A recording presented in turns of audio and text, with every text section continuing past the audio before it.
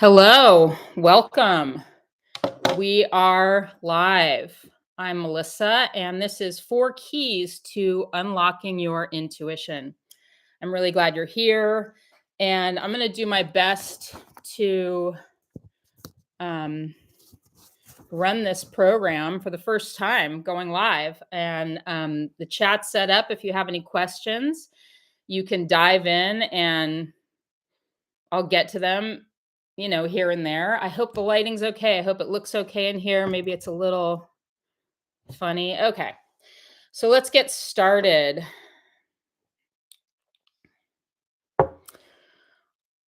You're going to learn today about how to turn on real intuition. And the reason that I decided to teach this course to you today is because what's going on right now in the culture often is what I think of as not real intuition or paranoia, conspiracy, relying on that icky feeling I have. So, the reason that we want to get into real intuition is so that we can distinguish my paranoid thinking, my often confused and um, often very faulty data that I'm receiving from my untrained consciousness. So this is the main reason I wanted to teach this, especially if you're in a place or in a place in your life where you feel like there's a lot going on in your reality, there's a lot going on in the world, and you feel like you want a little more ability to walk through those difficulties. So that's the main reason why I wanted to do this. And as people are kind of arriving here, oh, and welcome to everybody who's watching the replay. Really excited you're here, and stay to the end because I'm going to have other free offerings that I want to tell you all about, and other offerings that I have um, in my courses and all of that. So let's see. Have a pen and paper if you can. Get set up, get cozy, get comfortable, and we will get started. I'm not too worried about. You don't have to watch me. So if you want to, you can turn the screen a little bit away. You can just kind of chillax and listen to my there's some people here. Oh, I'm so glad you're here. Thanks for coming. Chat anytime you want, stick anything you want in the comments. As I kind of as the nerves kind of settle from going live, I'll be able to kind of check out and what you're doing here. So thanks for coming. I'm really excited. Okay, so I've got a script over here. If I'm looking over here, that's what I'm doing. Um, so here we go. I asked a question to people on, different media platforms about, what they want to know about intuition. And the question that came in that was really, really good was about the difference between overthinking, or what we think of as sort of anxiety, and real intuition.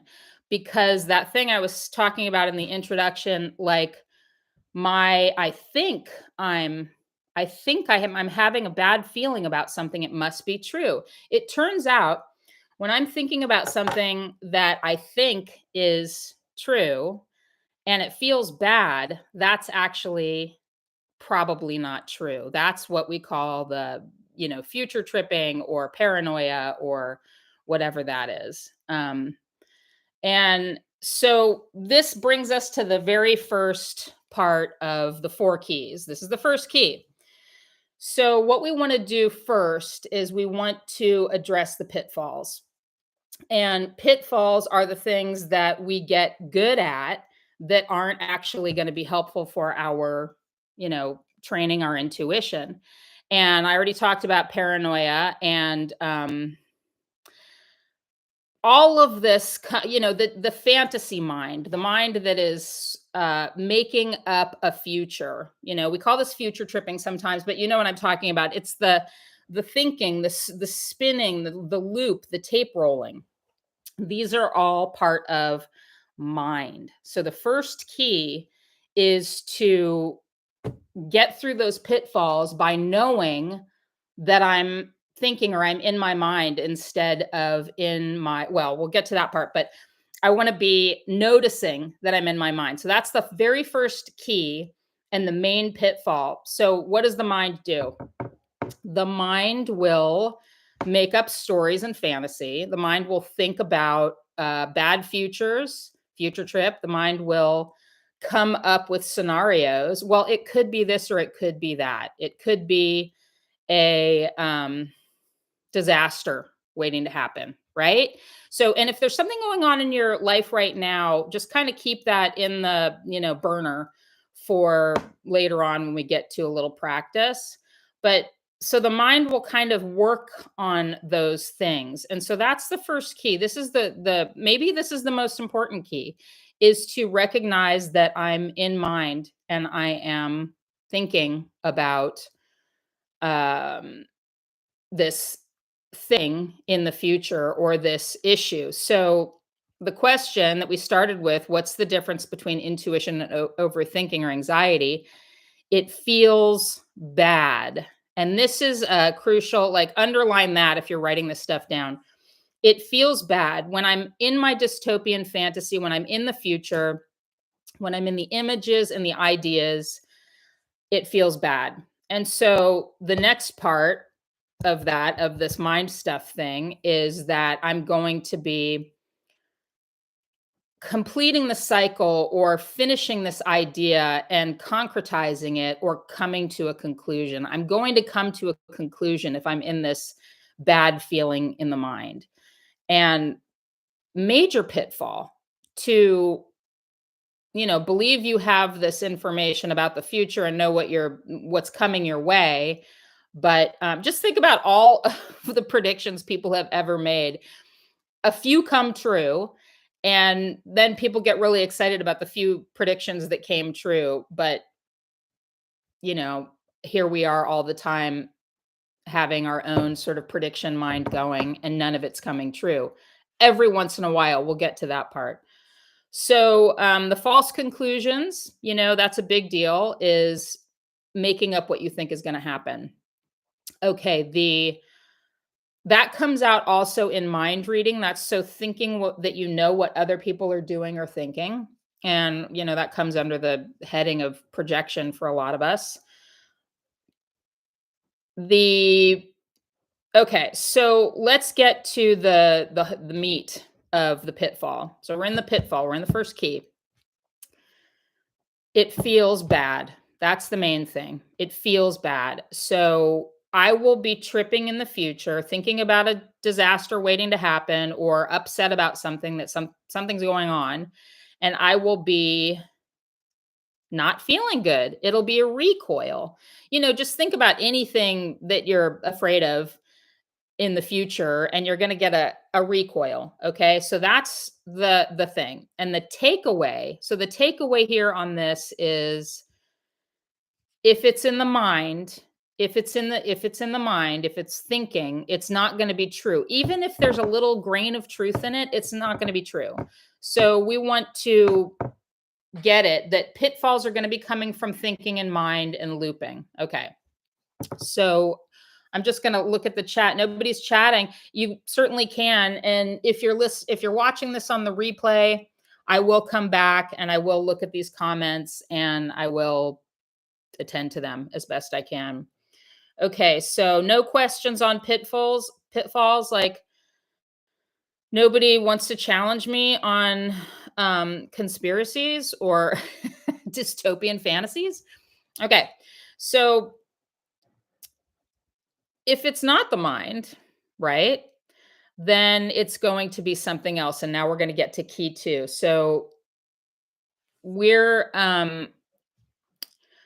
going to lead up to really good tools for making this work in our life all the time. Okay. So that's the other purpose of this course, is to teach us how to use this all the time. So I've got to distinguish things. I've got to pull them apart. I have to kind of separate them out into these keys.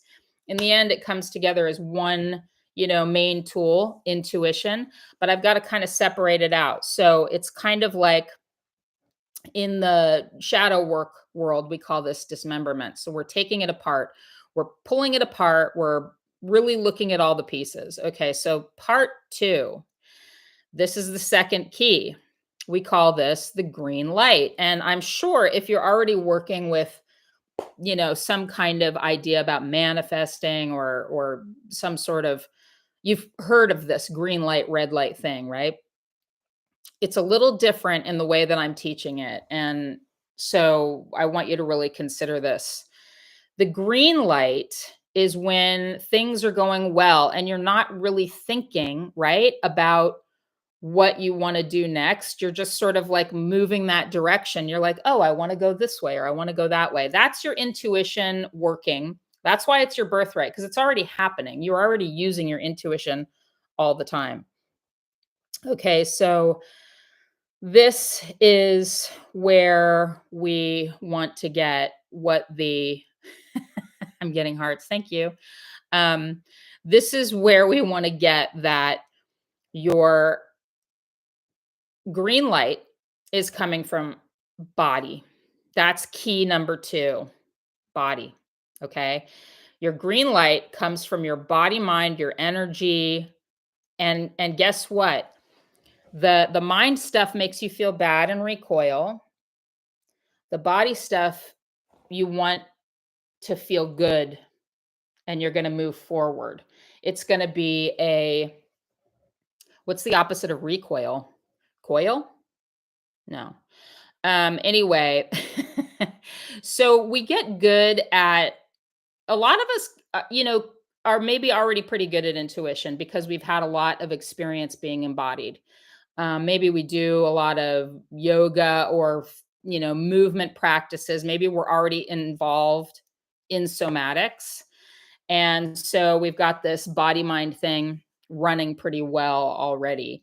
That's a really good place to get good. Also, of course, earthing, walking around outside, getting away from screens. This is one of the reasons why I said turn your screen if you want to, but getting away from screens, and being more like friendly with body, definitely starting to listen to body's cues.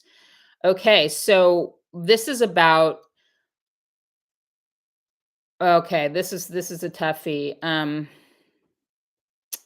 Your intuition needs your support. So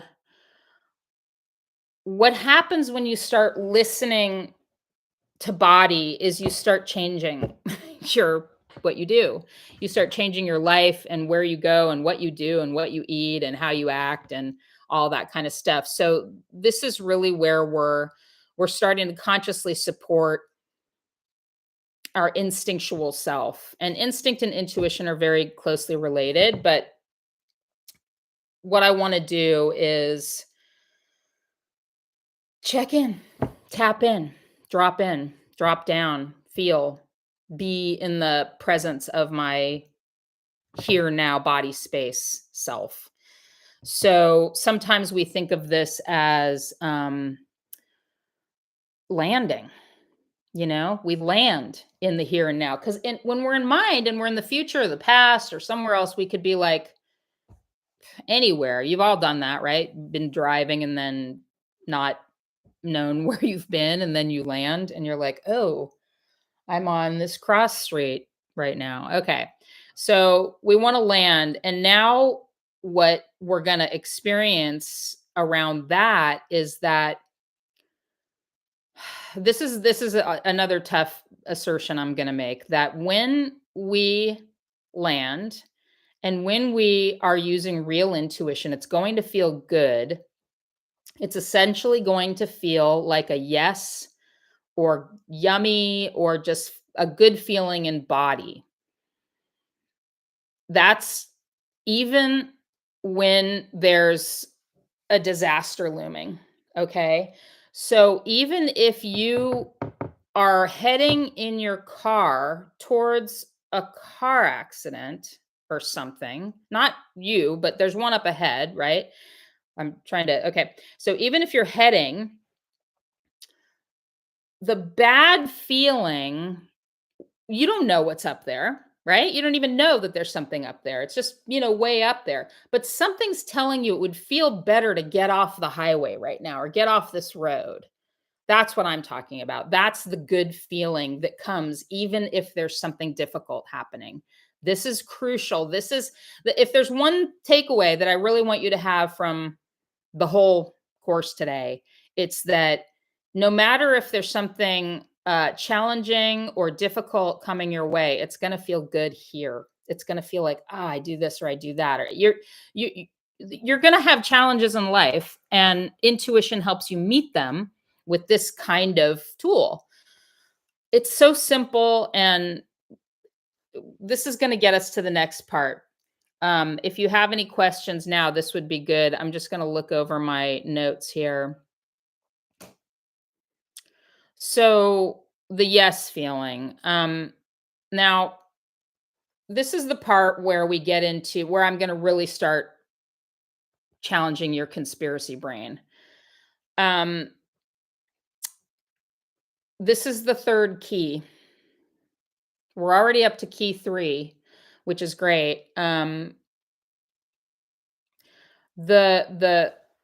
third key to working with your real intuition as opposed to your monkey mind, paranoid fantasies, future tripping. Paranoid fantasies can be even as little or, minor as that person's thinking something bad about me. Or when they said that they meant this. That can be like that. So you got to start testing what I'm saying. That's the third key, is to test. And well, the third key really is practice, but this is the stuff we're going to get into now. We're going to do a little work here. If you want to, you don't have to, but I'm going to offer it.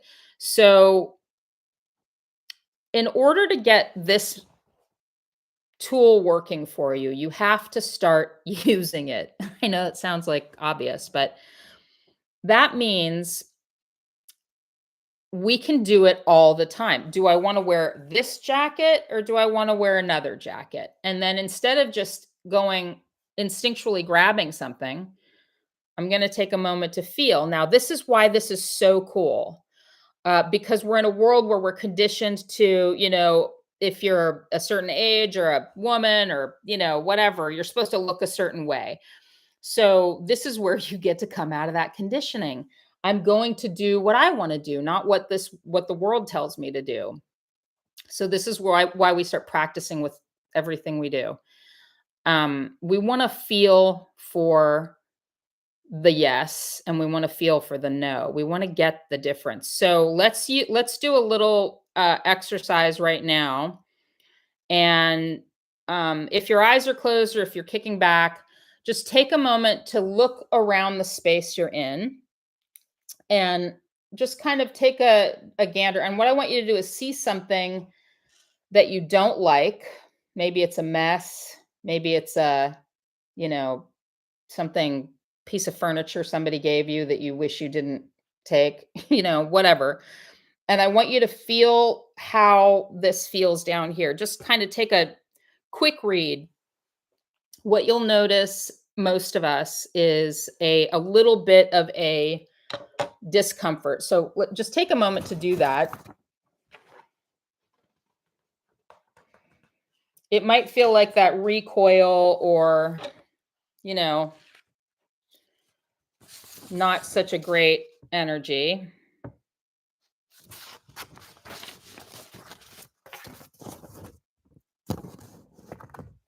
Okay. Now, take a moment to remember this. Just give yourself a few moments to say, okay, that I felt that little bit of tension. Now, if you didn't feel it, if it didn't work, if you didn't if you feel numb, if nothing happens, if you're kind of already in some sort of like a little shocky state, don't worry. That's why we do practice. That's why the third key is practice, because this is something that you can learn, and you can replay this um, course here on YouTube and remember how to do this. You'll do it again. So now what I want you to do is look around and see something you like. If you can't find something you like in your space, that's also helpful to know. You might be able to just pick out a color that you like. Just a blue, a purple, an orange, some color that sticks out to you, but just go ahead and find something that you resonate with, that you feel like, oh, I like that thing.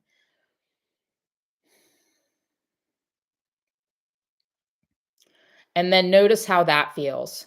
Just like a all over generalized feeling, um, yes or a no, or sorry, not a no. You'll feel whatever you'll feel, a yes or a numb.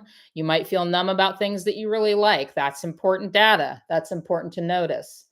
But if you get a signature, so what we're looking for is kind of a signature of the discomfort or recoil or no, and a signature of the yes. Okay. So you see the thing you like and you get a feeling, oh, that's interesting. You might see something, I just use something here to the side. You might see something that you're ambivalent about. This is good. So you might see something that you're like, well, I have a yes, but yeah, and it's sort of staccato. That's really good information too. That means it's ready to be kind of dealt with or worked with. So you can actually use this kind of a feng shui technique. You can use this for anything. Now you'll also notice that energy, magical powers like this, like intuition, feng shui, like whatever system you're using, they all kind of interweave. And when you learn to be a really good practitioner of magic, consciousness training, any of this kind of stuff, you'll pick and choose the tools as you go and just kind of get good at grabbing stuff out of your magical pouch. Excuse me. Okay. So we're on to key 3, and I still have no questions. Am I moving too fast? Um, okay. So now we can move on to the 4th key, but there's still a few other things. Um,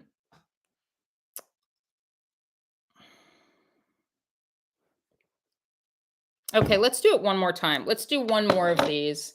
I don't know if you guys are doing this, or those of you who are joining later, you can pause this and take a little more time with these practices. You don't have to kind of go through the whole course all at once.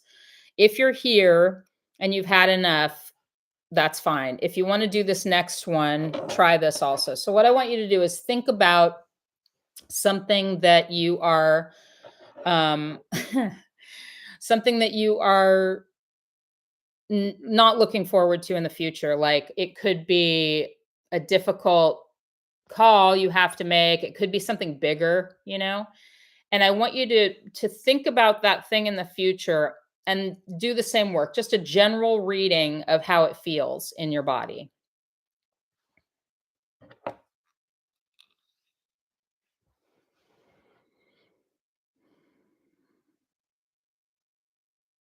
Okay. So just notice it. It might be different than the first exercise where we kind of, use just a visual cue. Um the but it might be that you get a very similar thing, that it feels that it feels kind of icky or bad. Now, I want you to know that that bad feeling is coming from here, not the future or a premonition or the truth. It's coming from your body, okay? I mean, sorry, from your mind, not your body. So, I if I kind of like point these things out along as we go, sorry, if I kind of try to, note those kinds of things, it might go in a little bit. So if I'm repeating myself, sorry about that. I think it just helps to kind of get that part. Okay, so if it feels bad, notice it. Notice if it's a little different than just looking at something in real time. Um, and then again, go back to this and try it again. Now, I want you to think about something that was difficult that happened in the past, but that it was fine. Something that was maybe a challenge, but that it went okay, like no problem. Just take a moment to kind of recall something. It could be like taking just to add a suggestion, it could be like that you had to, make a flight or something like that, and you made it.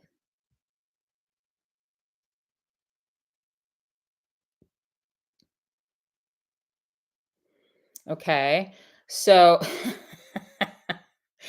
so exactly. So when you made the flight and notice how you kind of landed when you felt into that. Or did we already do that part? So you feel into that moment and notice how it feels in your body. You did it.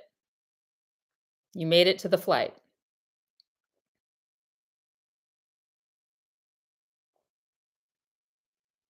Okay. So take a little extra time, even though it's kind of clunky to kind of go in and out of the process. Take a little extra time to even name it, like what you're feeling like, okay, that feels good. Yeah, I made it. That felt good. I got there in time. Something even really kind of, and if you're not quite done with that part, even though I'm going to move on, you can come back to it. You can replay that part. Okay. So we're still on key 3. So this is about practicing. And this is the quick question I want to give you as sort of a takeaway of this key. Okay? So let's just recap the keys. The first one is mind. Mind is a no. Second one is body. Body is a yes. The third one is testing and practice. Okay? And the question that kind of relates to all of those things. Sorry, fiddling. Uh, the question that relates to all of those things is this about the future? Okay. So if you find yourself anxious, this is the original question, remember? What's the difference between overthinking, anxiety, and real intuition? If you find yourself anxious, I want you to ask yourself the question, is this about the future? Okay. Now you have the map. If this is about the future, you want to get into dealing with the present. Okay. And there's lots of ways to do that. And at the end, I'm going to talk about a couple other resources. But this is the work. Okay. This is the practice. And this kind of gets us to the next thing. So um, I'm so glad you guys are here. Let's see. So I kind of recapped, no questions coming up. We're on to the fourth key and the putting it all together thing. So take a moment and maybe just guess. What do you think I'm going to say about the fourth key? What's the fourth key after learning that it's my mind is kind of making up the paranoid part? My body is going to give me better information, where to go, what I like, how I want to dress, what I want to eat. And the work is to test it out, be skeptical even about what I'm saying and test it for yourself. What do you think the fourth key is, if those are the first 3? And I'll just give you a second. And you don't have to type it in. I'm going to give you the answer right now. So the next key is it's a doozy. It's actually a really, really doozy. The next key is that in order to back this up, we've got to have a full paradigm shift. This is the fourth key, paradigm shift, about how I live my life, how reality works.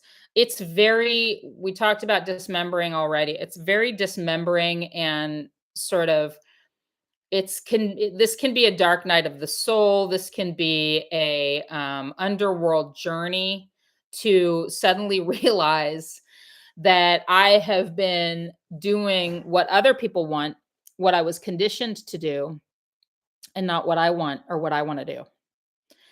And even, it's an intervention. Even me asking you to look around the room and see the things you don't like. You might have scanned around and said, "I don't like that. I don't like that. What's going on here? I don't like any of this." This is a major intervention. So we're talking about a paradigm shift here. And besides the practice of doing this all the time, we want to support the shift in paradigm from living in a conditioned way where other people are telling us what to do and have or we were told what to do once and we just kept doing it, to starting to develop our own abilities to think and act in ways that we want to. And that's what I call consciousness training. So we're really becoming different. And I think probably this is a natural process. It's not like you have to do it, because if you're listening to your body and you're testing these are the two, this is key 2 and key 3. If you're doing that, you're going to naturally shift, right? But you can also be proactive about this and start to really actively make the decision that I'm ready to change how I've done my life and how I've done things into um, doing it a different way, doing more of what I want. And so that takes a pretty concerted effort. I talked a lot about this in the newsletter you can find around called The Return. So grab that, about, taking the bull by the horns and turning.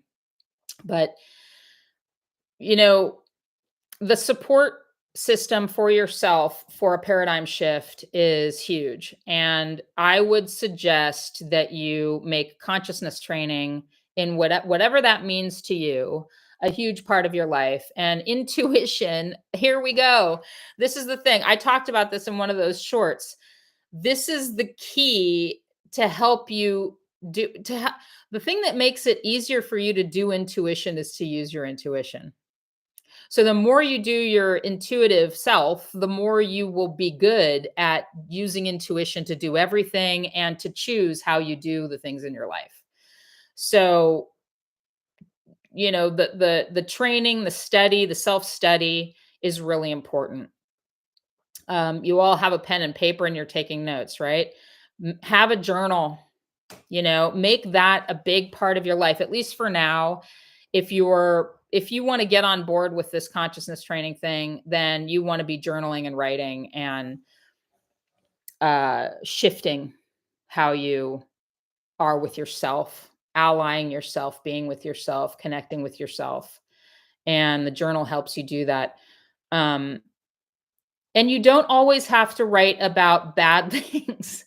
So you can write about this testing process. You can write about how you know, tested out your intuition and if it worked and all of that. Okay. So what I call stalking your shadow, being a shadow stalker, is the art of looking at the dark side of self. And I know that there's some fear of that if you do that, you will invite it. It's the opposite.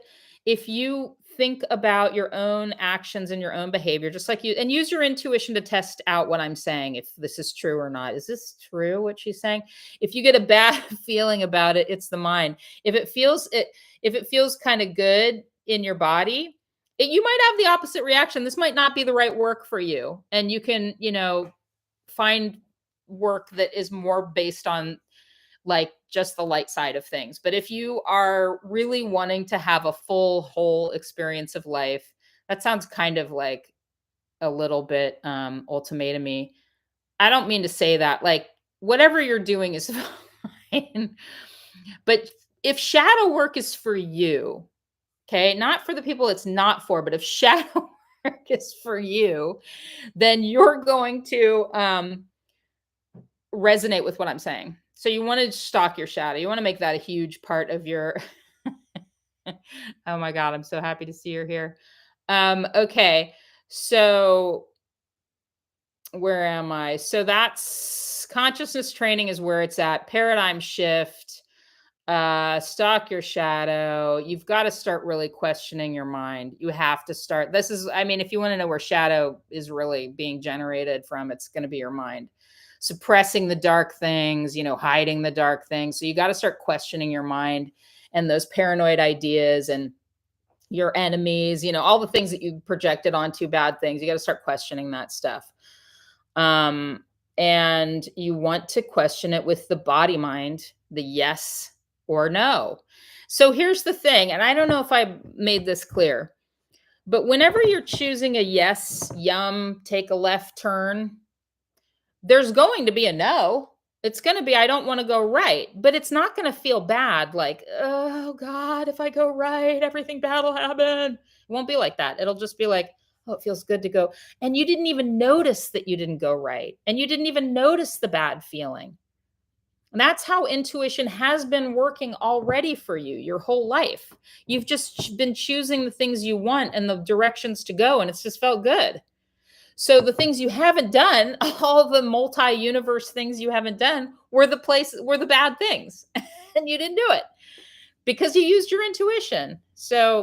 Um, so that's the main thing. And then I added this last little sort of carrot here about learning about your symbolic allies. That's a big part of consciousness training. Huge. What I teach is archetypal somatics. It's somatics and archetypes. Archetypes are symbols. So if you're and what we did today was a bunch of somatic work, getting in touch with our energy and how we coming out of mind, landing and noticing the difference between how we feel, what says yes and no in body, and you know, the world. So this world is full of symbols. So that's what we want to do is start working with those symbols as allies. And I'm not even going to say anything about that. And you can look up symbology or archetypes or something if you want, but it's actually enough for me to make the suggestion for you to learn about your symbolic allies, because it will start going like this. You'll start going, oh yeah, that one and that one and that one. So I don't want to make suggestions. I want you to find them on your own. And I want to say that should I recap the whole thing, or should we just move on to the last bits here? Any questions at all? Body or mind is a no. Yet body is a yes. Practice and paradigm shift. Those are the keys. You made it to the end to get the whole information. And the last stuff I'm going to say is listen to my podcast. I've got a few episodes on intuition. I've got the other free stuff. All my podcasts are archived. There's like 200. Oh, that's good. What if we get there's a question here. What if we get a story about how we are feeling? Yeah, that's like you're going dimensional with the um data. So body feeling comes up, but then there's a whole story about it that clouds the body feeling. Exactly. Perfect. Great.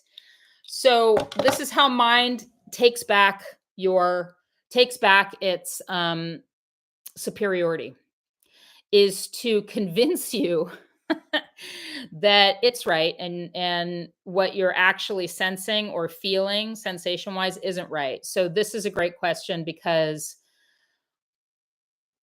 so one of the things about mind, monkey mind we think of, or the chitta vrittis, the mind stuff, that's Sanskrit. is it's going to come in the back door, and it's going to come up from the basement, and it's going to come down from the attic, and it's going to come in from the neighbor's house.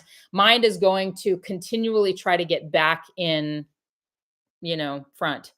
So again, that comes from practice. So this is why the suggestion for doing it with kind of dumb stuff or wherever what you're going to put on, instead of just putting on the blue jacket, take 1 second of practice to feel.